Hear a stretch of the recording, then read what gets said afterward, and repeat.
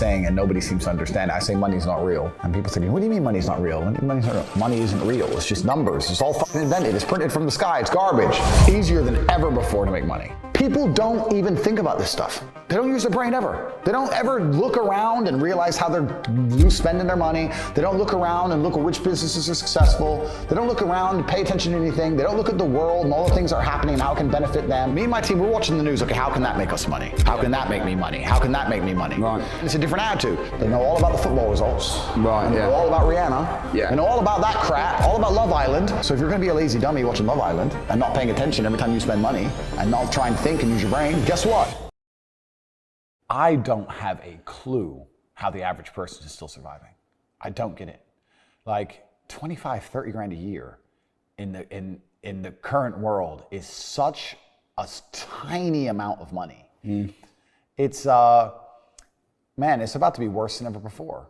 It's gonna be have-nots and have-yachts. It's always been that way. Yeah. But it's gonna become worse and worse. As inflation gets out of control, as the price of assets soar, the rich are gonna become richer and the poor are gonna become poorer. I don't think that most people, I'm gonna correct myself. I know that most people don't understand economics as a whole. They don't understand money as a whole, because if the people watching this, if they all understood how all this shit worked, there'd be a revolution tomorrow. So they don't understand any of it.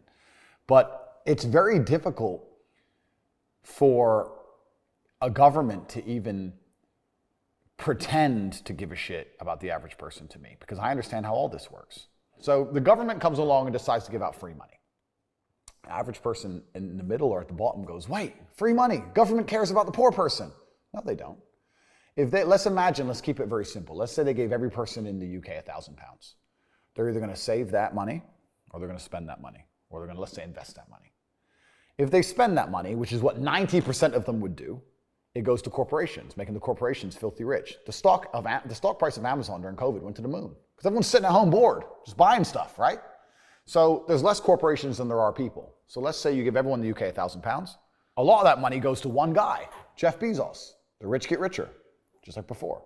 Let's say they invest it. Well, they're gonna invest it in what? The stock market? Well, that increases the share price of companies. Who owns companies? Rich people.